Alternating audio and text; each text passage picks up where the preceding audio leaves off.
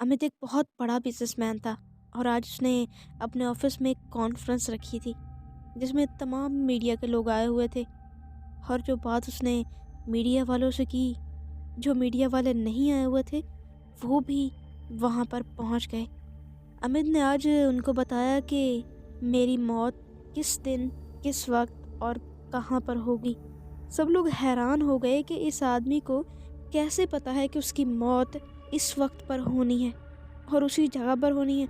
तो अमित ने अपनी पूरी कहानी बताना शुरू की। अमित ने कहा कि आज से 15 दिन पहले से मुझे बहुत ज़्यादा आवाज़ें आती हैं। किसी बच्ची की रोने की आवाज़ें आती हैं, एक छोटी सी बच्ची।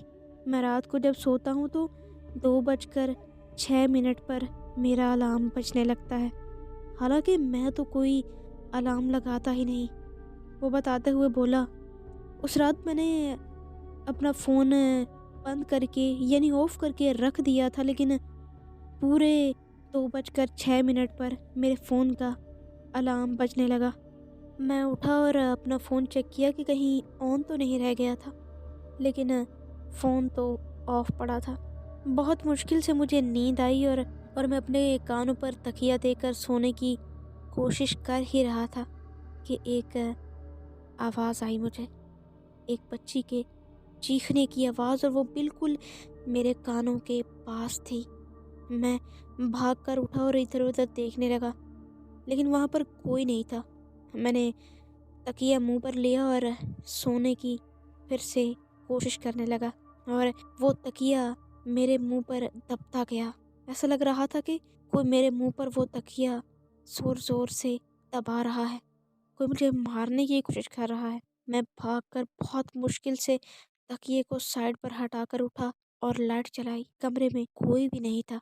मैं उठकर बैठ गया और मुझे वॉशरूम के दरवाजे की खटखटाने की आवाज़ आई और एक बच्ची उस वॉशरूम से कह रही थी, प्लीज़ मुझे बचा लो, मुझे बाहर निकालो, मैं मर जाऊंगी यहाँ पे, मुझे बाहर निकालो कोई।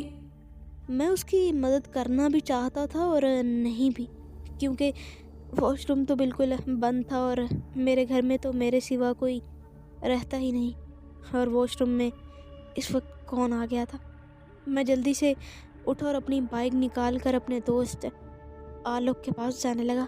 मैंने अपनी बहुत ताकत से बाइक चलाना शुरू की और रास्ते में मेरा एक कार के साथ एक्सीडेंट हुआ।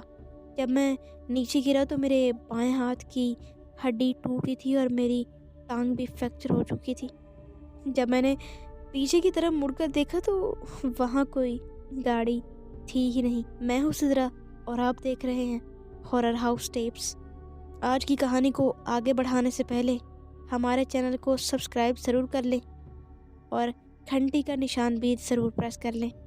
फिर अमित ने बताया कि जब मैं बहुत मुश्किलों से उठा और एक हाथ से बाइक चलाता हुआ अपने दोस्त आलोक के घर पहुंचा, उसने मेरा हाल देखते हुए बहुत परेशानी में मुझे अंदर बिठाया और फर्स्ट एड देने लगा।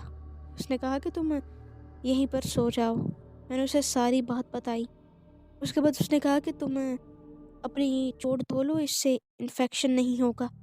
मैं वॉशरूम में गया और मेरे वॉशरूम के अंदर जाते साथ ही वॉशरूम का दरवाज़ा अपने आप ही बंद हो गया और किसी ने मेरे बालों से ज़ोर से खींचा और कभी इस दीवार कभी उस दीवार पर ज़ोर ज़ोर से मारने लगा। एक हाथ तो मेरा वैसे ही टूट चुका था, लेकिन दूसरे हाथ से मैंने दरवाज़ा बहुत खटखटाया। आलोक ने मेरी कोई आवाज़ नहीं सुनी। मैं बहुत ज़ख्मी होकर नीचे गिर चुका था और मैं बेहोश हो गया। जब मेरी आँख खुली तो आलोक ने मुझे बेड पर लेटाया हुआ था और डॉक्टर मुझे दवाई दे रहा था। उसके 2-3 मिनट बाद ही आलोक डॉक्टर के साथ बाहर गया और पीछे वही हाल मेरा फिर से होने लगा। मुझे एक बच्ची की रोने की आवाज़ें आने लगी और वो आवाज़ें बेड के नीचे से आ रही थी। मैं खिसकता हुआ आहिस्ता से बेड के नीचे देखने लगा तो वहाँ एक बच्ची बैठी हुई थी और जब मैं बहुत डर के साथ पीछे की तरफ मुड़ा तो वही बच्ची मेरे बेड पर लेटी हुई थी और वो बच्ची मेरे मुंह के बिल्कुल पास आकर بہت زور سے چیخی اور پھر سے وہ کہیں غائب ہو گئی۔ میں نے لیٹنا چاہا کیونکہ مجھے بہت زیادہ چوٹیں آ چکی تھیں۔ جب مجھے نیند آنے لگی تو میرا حال پھر سے وہی ہوا۔ میرے بال کسی نے بڑے ہی پیار سے پکڑے، ان پہ ہاتھ کوئی پھیر رہا تھا، اور اچانک سے میرا سر کسی نے بیڈ کی نوک کے ساتھ مارنا شروع کر دیا۔ میں پھر سے بہت زخمی ہو چکا تھا، اور اتنے میں شکر ہے کہ وہاں آلوک آ گیا۔ اس نے جلدی سے مجھے اٹھایا اور ڈسپینسری لے گیا۔ پٹی وغیرہ کروانے کے بعد جب وہ مجھے گھر لے کر آیا تو میری کچھ طبیعت ٹھیک ہوئی۔ امید نے بتایا کہ آج اس بات کو 13 سے 14 دن گزر چکے ہیں، اور میرے کچھ زخم بھی بھر چکے ہیں، لیکن ان دنوں کے حساب سے ہی میں نے آپ کو اپنی موت کا وقت بتایا ہے۔ اور اچانک سے امید نے پریس کے سامنے اپنا گلا پکڑنے لگا اور بہت زور زور سے چیخ کر کہنے لگا، وہی لڑکی یہاں پر بھی آ گئی ہے اور وہ مجھے مارنے آئی ہے۔ اور اپنا گلا پکڑنے کے ساتھ وہ چیختے چیختے میڈیا والوں کے سامنے وہیں پر دم توڑ گیا۔ میڈیا والوں کے شریر تو بالکل فریز ہو چکے تھے۔ انہوں نے جو دیکھا تھا وہ بالکل ناقابل یقین تھا۔ امید کی تو وہیں موت ہو چکی تھی، لیکن یہ خبر پورے میڈیا پر آگ کی طرح پھیل گئی کہ لاش کو پوسٹ مارٹم کے لیے بھیجا گیا۔ تو میڈیا والوں نے امید کے دوست آلوک کے گھر جانا بہتر سمجھا اور ان سے یہ ساری انفارمیشن لی کہ ان کے ساتھ ایسا کیا ہوا تھا جو انہیں بالکل پتا تھا کہ میں اسی دن مرنے والا ہوں، کیونکہ امید نے وہی دن بتایا تھا جس دن پریس والے آئے تھے۔ اس نے کہا تھا کہ آج ہی اسی جگہ پر میری موت ہوگی۔ آلوک نے بتایا کہ وہ کافی دنوں سے ڈرا ہوا تھا، کوئی ایک بچی اسے نظر آتی تھی۔ دراصل آج سے کچھ سال پہلے امید کے کچھ رشتہ دار یہاں شہر میں آئے تھے۔ بہت رئیس اور کھاتے پیتے لوگ تھے۔ جیسا کہ ہر رئیس انسان کو ایک ہی چیز کی ہمیشہ کمی رہتی ہے، وہ ہے نوکر چاکر۔ یہاں پر نوکر چاکر ملنا بہت مشکل تھا، تو انہوں نے امید سے کہا کہ ہمیں کوئی نوکر وغیرہ لا۔ تو امید نے کسی گاؤں سے ایک بچی جس کا نام مونا تھا اسے ان کے گھر میں کام پر لگوا دیا۔ مونا کو اپنے گھر میں 2 ٹائم کی روٹی بھی بہت مشکل سے ملتی تھی، اور اس نے سوچا کہ اس کا بھلا بھی ہو جائے گا اور روٹی بھی صحیح سے کھا لیا کرے گی۔ اس نے مونا کو ان کے گھر کام پر لگوا دیا۔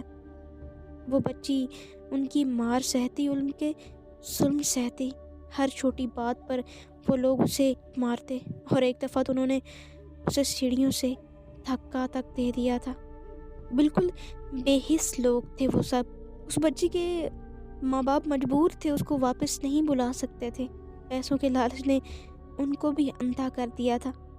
لیکن انہوں نے امید سے کہا کہ تم ہماری بچی کو لے کر گئے تھے، ان کے صاحبوں سے بات کرو کہ وہ اس کے ساتھ اتنا ظلم نہ کریں۔ تو امید نے ان کی بات پر خاصی توجہ نہیں دی۔ ایک دن جب وہ لوگ کہیں آؤٹ آف سٹی جا رہے تھے تو اسی دن اس بچی نے ان کے 2 سے 3 بسکٹ کھائے ہی تھے کہ انہوں نے اس کو مار مار کر واش روم میں بند کر دیا، اور وہاں سے وہ دوسرے شہر کے لیے نکل گئے۔ ان لوگوں کا تو راستے میں ایکسیڈنٹ ہو گیا تھا، لیکن وہ بچی 2 سے 3 دن بھوکی پیاسی ہونے کی وجہ سے دروازہ کھٹکھٹاتی رہی، وہاں زندگی کی بھیک مانگتی رہی، اور وہیں پر وہ مر گئی۔ اور اسی بچی نے امید کو اس کے کرموں کی سزا دی ہے، جو جیسا کرتا ہے اسے ویسا ہی پھل ملتا ہے۔